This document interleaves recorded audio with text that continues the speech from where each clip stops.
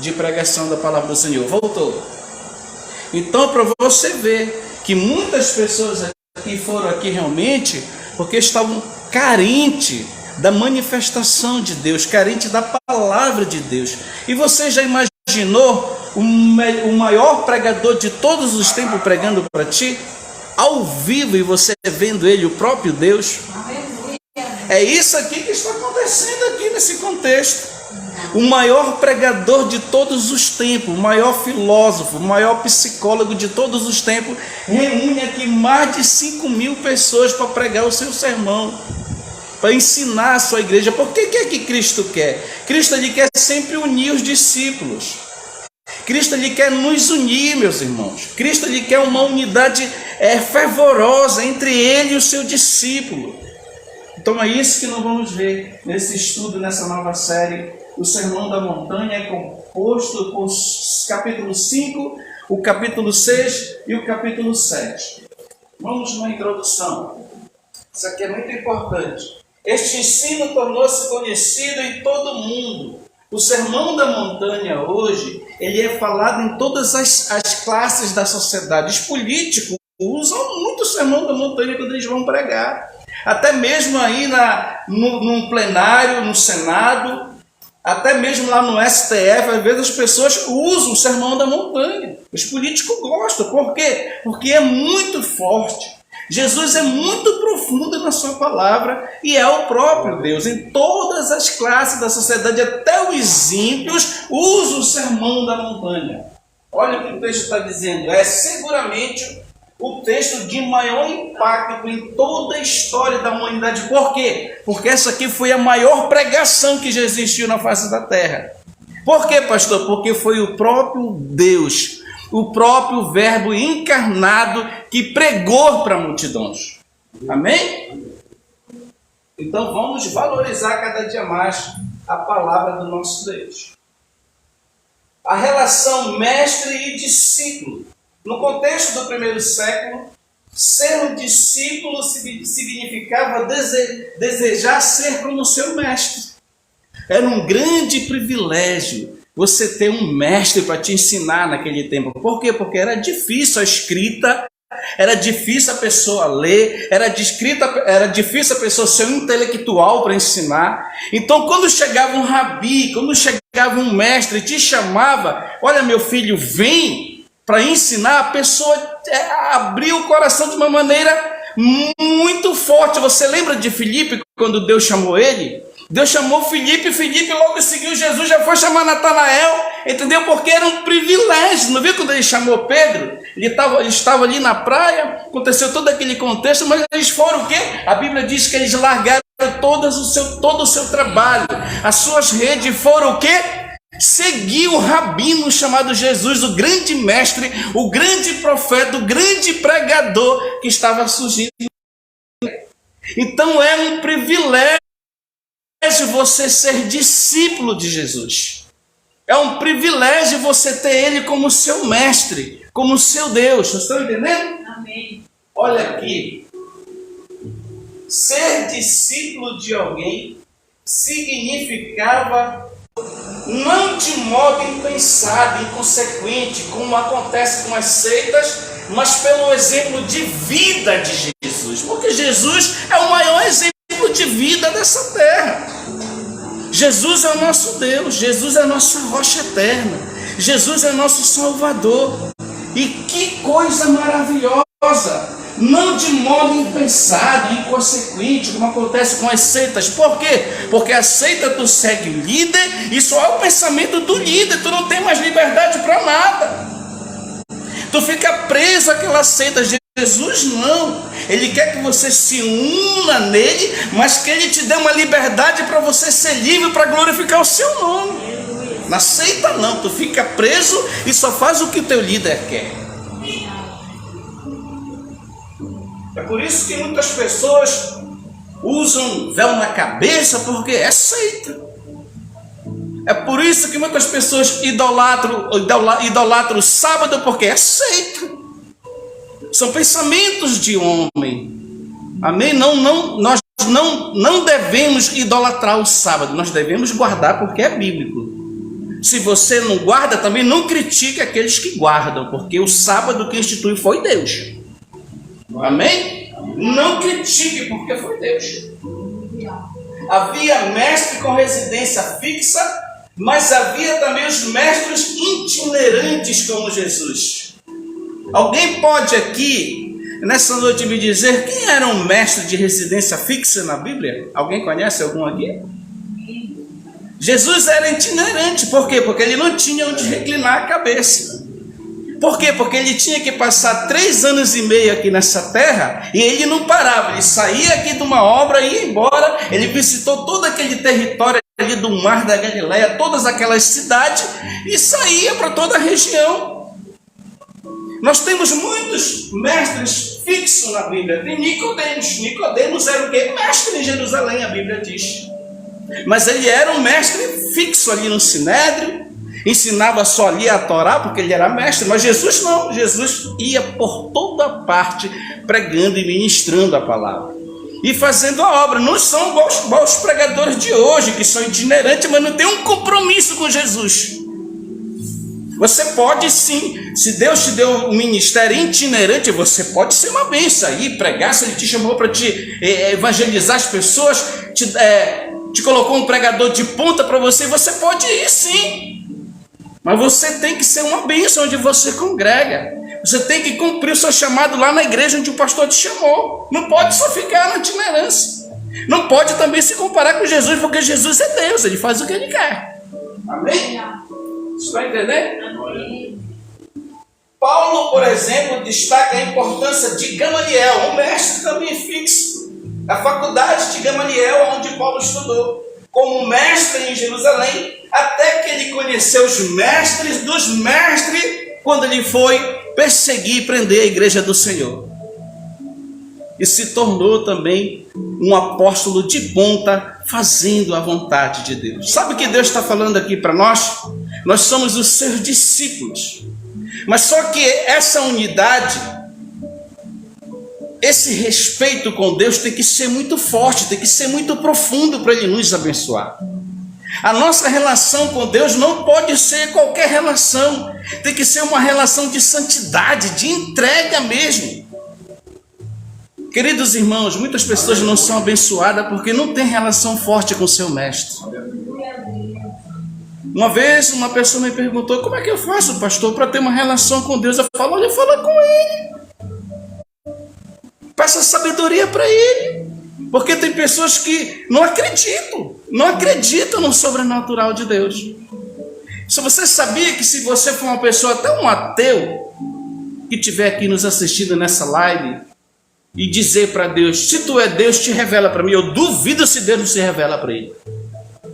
Deus se revela na hora para a pessoa. Mostra, dá sinal que ele existe para a pessoa.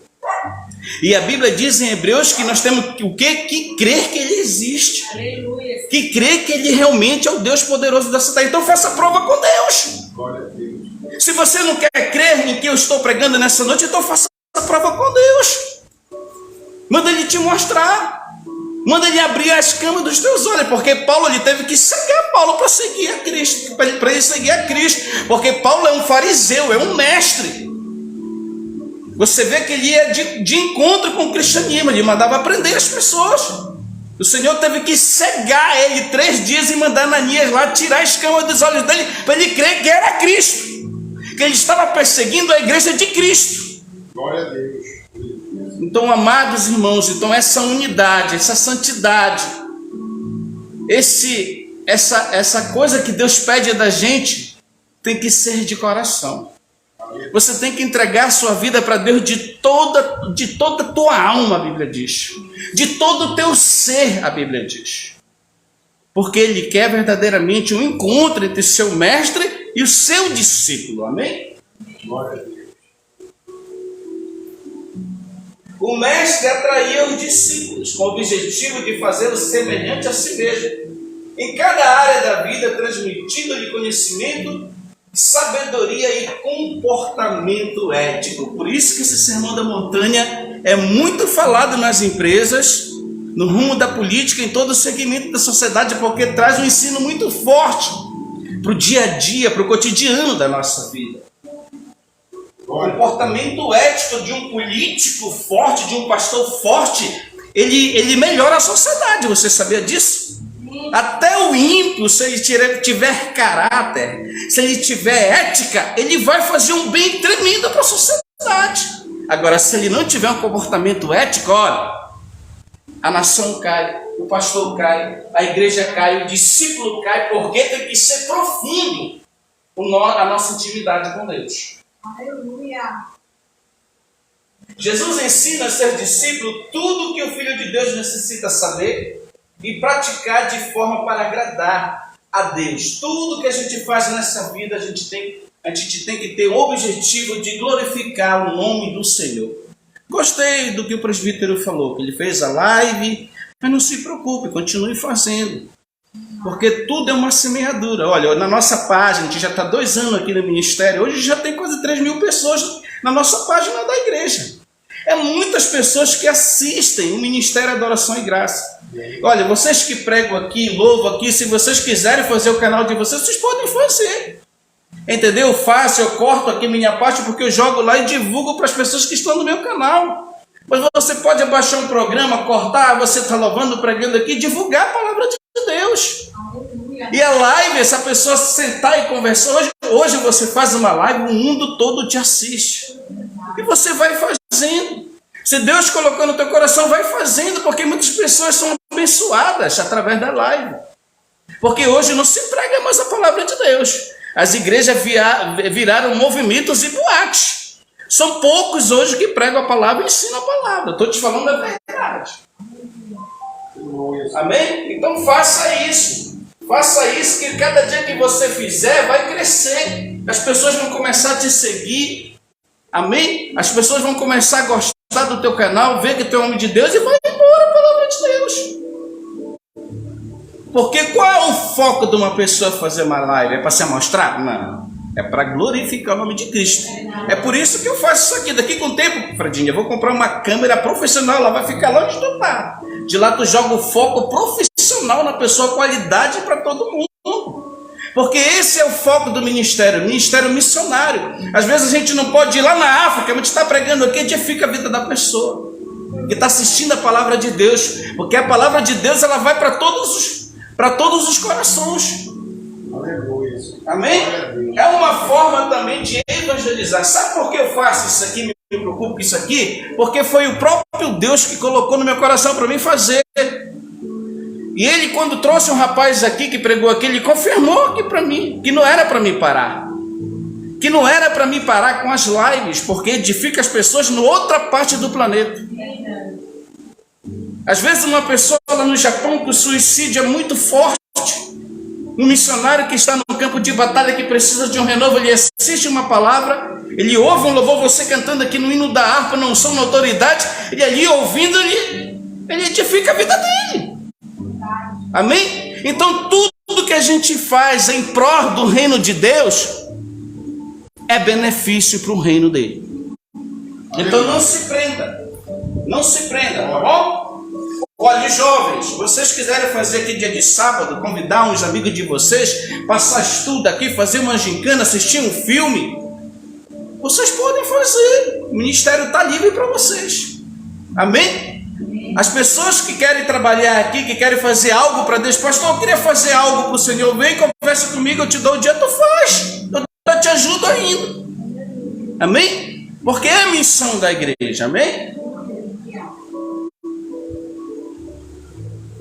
Certo dia em que multidões seguiu ele para andar, olha a sua volta, vê o povo, pensa nas motivações de cada um que está ali e resolve então ensinar-lhe a essência da sua própria vida. Meu Deus do céu, ele é o maior exemplo de vida. Ele se preocupou em chamar aqueles discípulos, preparar eles para quê? Para que eles viessem e dessem o quê? Frutos no seu meio. Glória a Deus.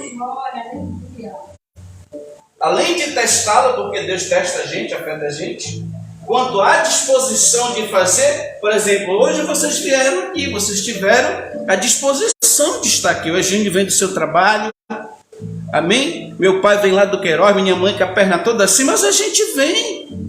Por que eles vêm? Por que a gente está aqui? Olha aí a palavra disposição.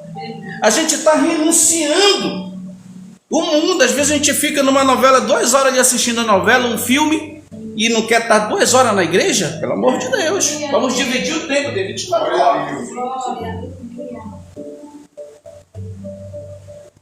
Ele sobe então a um monte, assentar-se, fica quieto, aguardando a multidão chegar. Imagine aquela primeira foto que eu mostrei para você.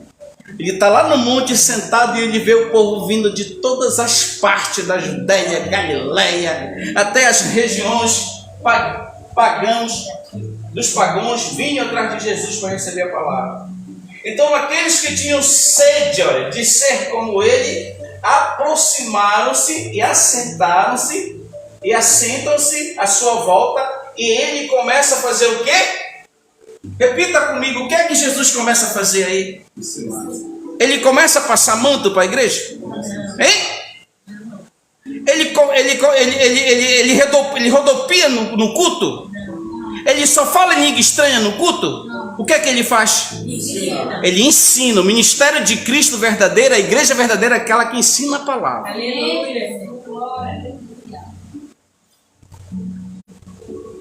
O que ensinar primeiro? Jesus decide ensinar o quê? A liberdade em quem? Em Cristo. Não é a liberdade do mundo. Essa liberdade aqui é em Cristo. A liberdade de Cristo tem o quê? Regras, tem preceitos, tem mandamentos. A liberdade do mundo, tu faz o que tu quiser da tua vida, porque ninguém tem nada a ver com ela. Tu está vivendo no século 21. Se tu quiser ter 4 mulheres, tu tem. Se tu quiser ter tantos parceiros, tu tem. Se tu quiser encher tua cara, tu enche, mas na igreja não. Na igreja tu não pode encher tua cara. Na igreja tu não pode ter um monte de família. Na igreja tu tem que ter a liberdade em Cristo. É separação. Aleluia. Tiago diz que aquele que considera atentamente na lei perfeita, a lei da liberdade de Cristo, e nela persevera, olha a promessa para quem obedece a Deus, e nela persevera, não sendo ouvinte negligente, mas operoso, praticante, será o quê? Bem-aventurado em tudo que tu fizeres. É promessa, olha que é promessa. Aqueles que perseveram, aqueles que ouvem a Deus, aqueles que são praticantes da palavra, serão totalmente abençoados por Deus. Sabe o que o texto está nos dizendo aqui, irmã Rosileia? Quando você vai para o seu trabalho e volta, você está coberta por Deus. O presbítero que está nesse trânsito, fazendo o trabalho dele, ele está o quê? Coberto por Deus, pela proteção de Deus. Se não fosse essa proteção, a gente estava na roça, meu irmão. Glória a Deus. Liberdade e bem-aventurança. Isso só é introdução. Assim segundo Jesus, preste atenção, todo aquele que renuncia aos seus desejos e às ofertas do mundo, que são muitas, as ofertas do mundo são muitas. As propostas do mundo hoje, nessa sociedade que a gente vive, são muitas. Mas olha o que ele está dizendo. Aquele que renuncia aos desejos e às ofertas do mundo, por mais importantes e valorosos que possam parecer, por causa do reino de Deus, olha o que acontece. Ser livre do mundo e membro do reino de Deus é o quê? Ser bem-aventurado. Então, toda vez que eu renuncio ao mundo, toda vez que eu pratico a palavra de Deus, eu sou totalmente agraciado por Deus, abençoado por Deus. Aí não tem como as bênçãos não vir sobre a nossa vida. Glória a Deus. A palavra grega para bem-aventurado é makarios. No hebraico quer dizer Asherei ou Asher. É o mesmo significado que quer dizer abençoado, feliz, afortunado e bem-aventurado aqueles que servem a Deus. Asher significa também portador da luz. Nós somos, Jesus é a maior luz que veio nesse mundo. Ele é a luz poderosa. E nós somos o quê? Os seus luzeiros nessa terra. Todos nós que estamos aqui, convertidos em Cristo, que servimos a Deus, nós somos o quê? Luz para o mundo. Na nossa vida tem que ter luz, tem que ter unção, tem que ter autoridade espiritual de Cristo na nossa vida. Por isso que a gente é coberto por essa proteção que eu já falei, por isso que a gente é abençoado. Aleluia. Às vezes a gente não vê essa bênção, mas é Deus que guarda a gente. É Deus que envia tudo para nós. É Deus que envia para Eliane as pessoas que vão comprar o óculos dela. Olha o meu óculos aqui, já está pronto o que ela fez. Ei, ela é muito rápida. A minha irmã gostou muito dela. Ela falou, mas mano, ela já entregou, se fosse em São Paulo era o mesmo para entregar. A minha irmã gostou, olha mano, eu gostei, já estou enxergando igual um dia. Né? Ela veio aqui, ela fez o exame ali, veio com a irmã, fez o... Já foi a minha irmã, ela foi ontem, não foi? Foi embora, nossa irmã, passou quase um mês aqui com a gente. A gente fez ali, ela fez uma panela de bacaba. Vocês já comeram bacaba com curueira? É muito gostoso. Você tem aquele tom de farinha, sabe? É muito gostoso, bacaba com curueira. E eles já fizeram uma panela de mingau de milho. Amém? Eu só tomei duas tigelas, não aguentei mais, porque eu suei demais. Na bacaba é muito gostoso com curueira. É muito gostoso. Vocês nunca comeram, não? Eu não, mas gostava. Mas é muito gostoso, gente. Bacaba com curueira, amém? Quando vocês forem em Mocajuba, nós vamos mandar fazer uma panela de bacaba. Eu quero ver o João tomando uma tigela, ele vai suar igual eu. Amém? Nossa irmã foi embora, já está lá no Sampa. Quem é então bem-aventurado, feliz e afortunado? Jesus começa então o seu ensino, ilustrando nove bem-aventuranças para aqueles que renunciam o mundo e suas ofertas por amor a quem? A Ele. Você tem que amar a Deus, querido. Eu não vou te mentir, se você não amar a Deus, você não faz nada para Ele. Por que nós estamos aqui? Eu estou aqui porque eu amo a Deus. Eu não vou mentir. Porque se eu não amasse a Deus, eu não renunciava o mundo para servir a Ele. Eu estava dançando calypso aí pelo mundo brega. Amém? Eu estava dançando. Vocês já viram eu dançando lá? O pessoal acha muita graça, né? Que te requebrava mesmo, gente. Já viu eu dançando calypso lá, gente, no vídeo?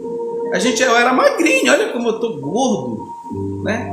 Às vezes eu assisto, eu passo os vídeos por aí, te assisto, eu era magro, igual meu filho, né? O Alexander. E agora eu tô muito gordo. Eu falei pra minha senhora, bora agora, eu ajeitei a minha bicicleta dela, bora agora emagrecer, nós temos que emagrecer, a gente está muito gordo, amém? Muita gozinha frita com açaí, né? É muito gostoso a gozinha, né? O Sabá traz aquele pacote, 25 conto, te come 3 dias com a missionária, né? Então é isso aí, gente, tá bom? Só para descontrair um pouquinho. Vamos lá, então. Amém? Entrando na mensagem, a gente vai até o capítulo 12 hoje. E vendo Jesus as multidões, subiu ao monte, e como se assentasse, aproximaram-se dele o quê? Os seus discípulos. Isso aqui é muito interessante. Se aproxima de Jesus, aquele que o ama e aquele que quer ser o seu discípulo. Você tem que ser um discípulo de Jesus.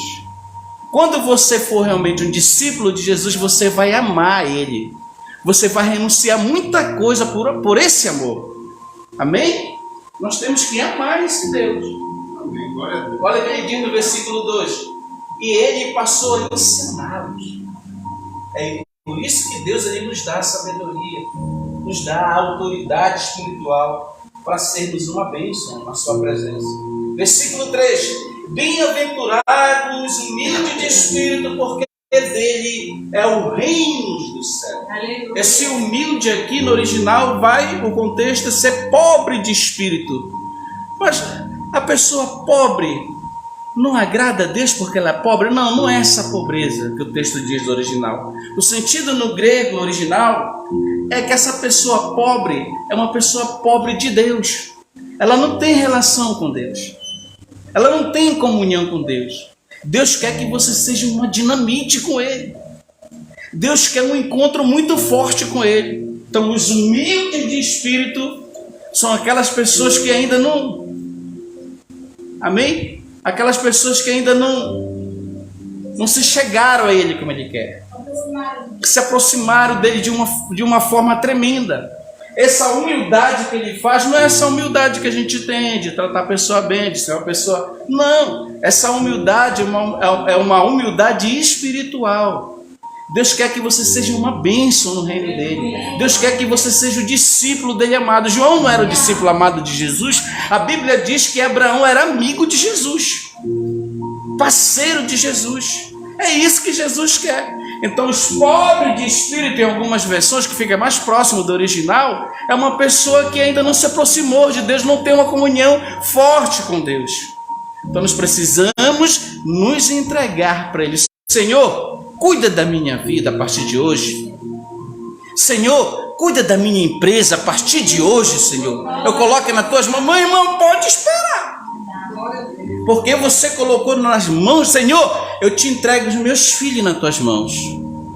A irmã Eliane falou que ela ora pelo marido da Bia. A Bia nem sabe, eu também oro. Pela esposa da minha filha, pelo esposo da minha filha no futuro. Por quê? Porque a gente quer o melhor para os nossos filhos. E o crente, ele tem que orar sim. Entendeu? Tem que orar que no futuro, quando ela vê um gatão ali, ela vai se apaixonar. Um homem de Deus, meu Deus do céu, né? Aí é a mesma coisa, a gente tem que orar. Olha o Fredinho, é bonitão. Minha tia queria casar com o Fredinho, só que ela tem 50 anos, o Fredinho tem 20. Aí não dá, jogo desigual. Nós mostramos uma foto do Fredinho. A minha irmã falou: o Fredinho lá da igreja, do pastor Luiz, dava para casar com a Amélia. Assim, não lembra, mamãe, que a gente foi lá visitar? Falei: não, mas ele é muito novo, ele ainda tem 19 para 20 anos. E a Amélia se interessou quando viu a foto dele, menino bonitão, fortão, né? Aí nós temos que orar para quando o Fredinho arranjar uma namorada, uma mulher de Deus, né? Hein? Olha aí, a gente é assim que a gente tem que fazer. Senhor, os meus filhos, prepara a esposa dele no futuro, quando eles decidirem, né? Porque um dia a pessoa vai ter que decidir. João aí, a esposa do João, meu Deus do céu, né? Tem que orar que quando chegar o tempo, Jesus já preparou a pessoa que vai ao encontro de João. Tu acha que Abraão não orou para quando ele mandou Eliezer atrás da Rebeca lá para Isaac? Hein? Ele orou, ele pediu direção de Deus e mandou os seus servos. Foram buscar a Rebeca longe, lá para as terras de Harã, junto com Raquel também, para Jacó, né? Foi uma coisa, é muito linda a história de Jacó com Raquel. Que Jacó ele vai para a casa do tio dele, ele para num poço, naquele poço que nós pregamos aqui, da mulher de Samaria, aquele poço, as pessoas vinham beber água lá no poço, e Jacó tira a água, ela vem dali buscar. Olha como Deus faz, marcou encontro, meu irmão. É muito bonito isso, hein? Marcou encontro na beira do poço, que quando Jacó olhou para Raquel, uma gata, a Bíblia diz que ela era muito linda, o homem se apaixonou por ela. Já pensou quando viu o varão da bica olhar para Bia? Meu Deus do céu! A irmã Eliane, quando olhou para o louro, esse é meu marido. Foi, irmã Eliane? Foi, a irmã Eliane me contou que quando ela olhou por ouro, eu vou casar com esse homem. É o amor, à primeira vista, meu irmão. Aí não tem, olha aí o Eugênio quando olhou para a Márcia, quando eles namoram desde criança, né? Aí passaram um tempo sem se ver, aí passou todos esses anos e agora se encontraram de novo, né? É amor isso, gente. É amor à primeira vista. Quando toca aqui no coração, não tem para ninguém. A Bia não quer casar, ela falou, né? Mas vai chegar o dia que ela vai se apaixonar por um rapaz bonito, né? Ela vai gostar, né, Bia? A Bia tá beijada, Bia. Tem que ser um cara para ela especial, porque ela é exigente, ela exige do pastor dela. Bem-aventurados que choram, porque serão consolados. Aqueles que vivem chorando. Esse choro aqui é um choro especial diante de Deus, como Diana na presença do sacerdote Eli, quando ela foi com um propósito pelo filho, que ela não tinha filho. Ela chegou lá no altar, a Bíblia diz, e ela começou a se derramar em lágrimas no altar do Senhor. E o sacerdote ali pensava até que ela tinha bebido um pouquinho de vinho, né, se embriagada, né, de ver aquela entrega. Ela falou: não, meu Senhor, Não estou bebendo, não. Eu estou aqui pela minha bênção, pelo meu filho. Eu quero que Deus me dê um filho. E se ele me der, o nome dele será pedido ao Senhor, que significa Samuel. Ela falou: Senhor, se tu me dá esse filho, quando ele nascer e chegar o tempo dele, eu vou entregar ele na tua casa. Por isso que Samuel foi profeta, juiz e sacerdote. É esse choro aqui que a Bíblia diz. Você se lembra de Davi, quando ele se derramava na presença do Senhor? É esse choro. Não é um choro falso, aqui é um choro de aquebrantamento. Então, bem-aventurados que choram, porque serão consolados, serão abençoados, serão fartos na presença do Senhor. Você está gostando? Não, glória a Deus. Presbítero, você quer comentar? Pode comentar, presbítero. Quer comentar sobre o texto? Olha, se vocês quiserem, pastor, vocês podem participar, né? É um cutinho de ensino aqui. Vocês podem preencher ali, amém? Bem-aventurados mansos, porque herdarão a terra. Aqueles que têm mais domínio próprio, que é difícil, né? Nesse mundo conturbado, a gente tem essa mansidão que Deus cobra da gente.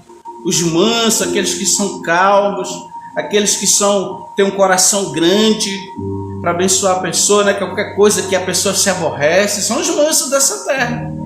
Então essas pessoas, aos olhos de Deus, elas herdarão o reino dele. Bem-aventurados que têm fome e sede de justiça, porque serão fartos. As pessoas que olham as injustiças, quando a gente vê, a gente se entristece, né? Mas se a pessoa permanecer fiel a Deus com os insultos a elas, que muito vinham as afrontas, os insultos às pessoas, se a gente não rebater, olha o que a Bíblia diz: bem-aventurado que tem sede de justiça, porque serão fartos quando não revidam na provocação. Pelo contrário, eu oro por aquela provocação. E é muito difícil você orar quando a pessoa lança, porque a gente quer sede. O mundo ele quer a vingança. Tu não vê no filme quando mata o parente do artista do filme? O que é que ele vai atrás? Ele vai atrás da vingança. Olha como é, olha como Satanás é inteligente. Todo filme, quando mata alguém da família do cara, ele tem sede de vingar. E a gente também, a gente está ali assistindo o filme, a gente quer a vingança. Mas a Bíblia está dizendo que eu não tenho que orar pela vingança, não. Eu tenho que orar para ver se Deus salva a pessoa. Glória a Deus. Na novela, quando a mulher briga com ele, o que é que ele faz? Toda novela é a mesma coisa, só muda as caras. O cara vai pro bar beber. É na novela, no filme, é no seriado. Aí o cara vai pro bar beber, enche a cara. Aí o cara chega lá, um conta mentira pro outro, né? Naquela roda lá de gente. Aí conta, vai porra, liso, no outro dia tá liso com dor de cabeça. Amém? Não era melhor ele ficar na casa dele quieto? É isso que a Bíblia está dizendo. E que é difícil, gente, que a pessoa tem que ter a estrutura espiritual de Deus.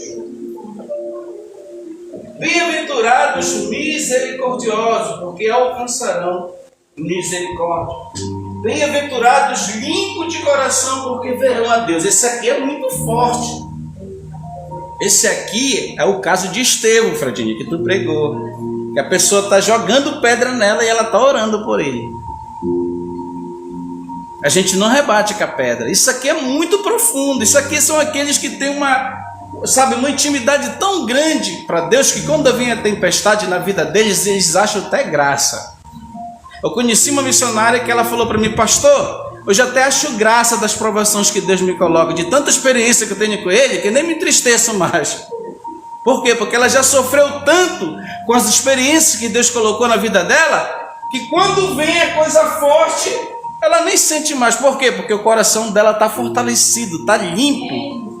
Isso aqui é limpeza espiritual, é por dentro. Então, quanto mais a gente busca Deus, se aproxima dele, mais santo a gente fica, e mais limpo de coração a gente fica, e mais o bem a gente quer fazer para a pessoa. Essa misericórdia aí, pastor, essa misericórdia é quando a pessoa, ela, muitas das vezes também, ela não tem misericórdia das pessoas.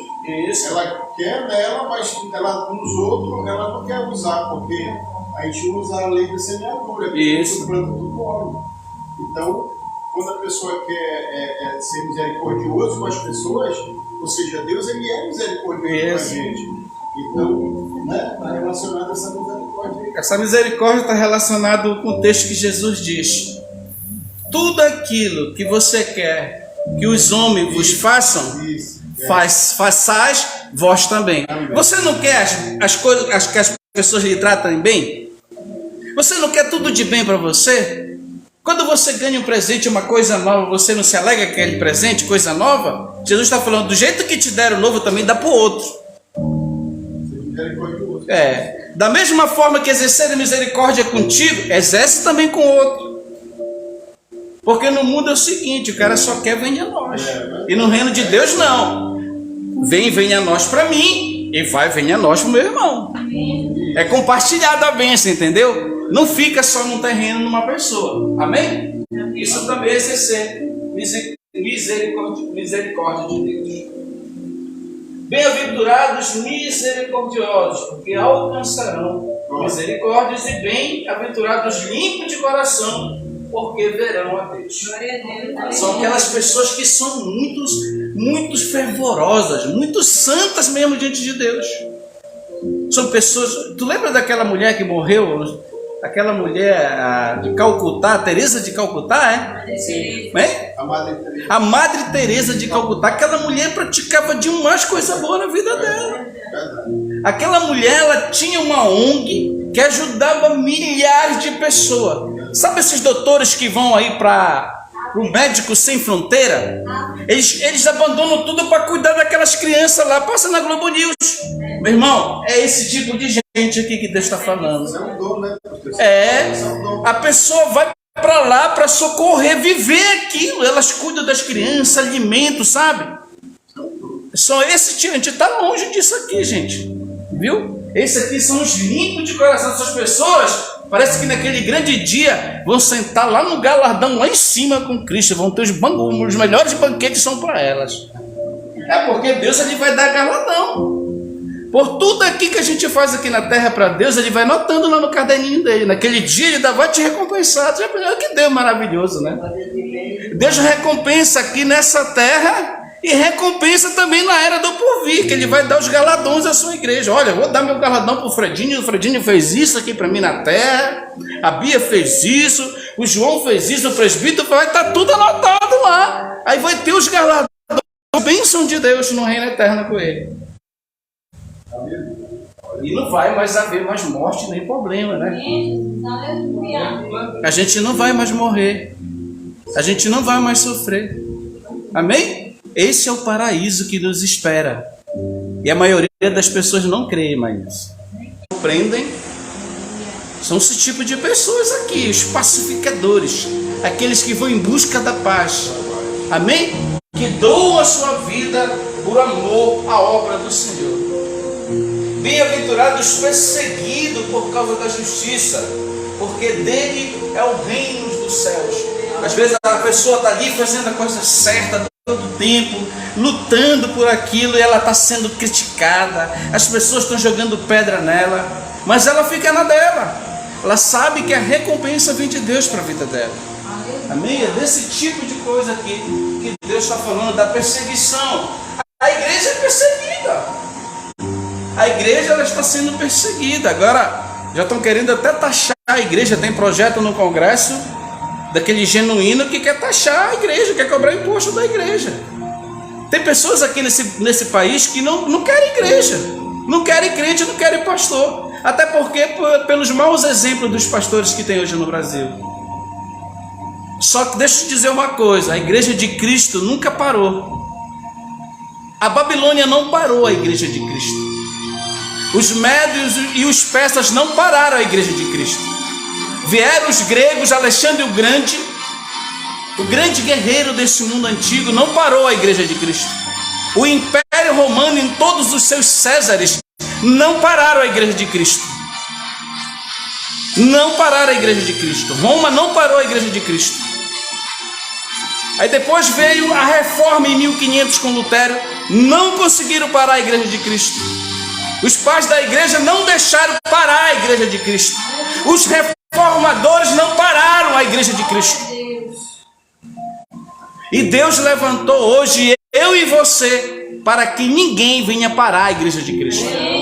Porque Deus falou para Pedro: olha, as portas do Hades, a porta do inferno, porque não existe a palavra inferno original, é a porta dos Hades, a porta do mundo sobrenatural, o mundo dos mortos não prevalecerão contra a minha igreja nessa terra.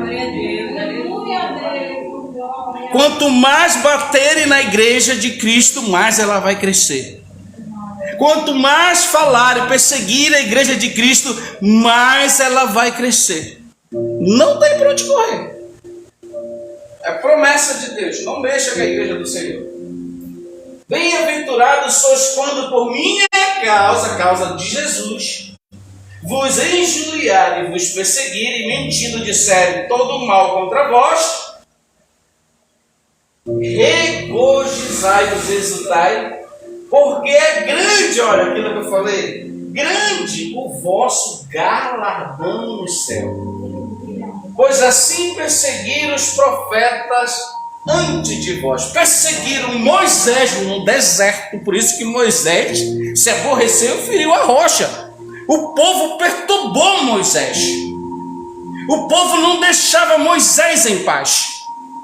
Quando tudo estava bem, o povo murmurava: por que tu nos tirou do Egito? Era melhor que a gente ficasse no Egito. E Moisés se entristecia a orar ao Senhor. Aquele povo rebelde, aquela dura cerviz, e hoje é a mesma coisa. Elias foi perseguido, foi para a caverna porque Jezabel queria matar o profeta. Eliseu foi perseguido, Jeremias foi para o calabouço. Ezequiel mataram a mulher dele e perdeu a família dele.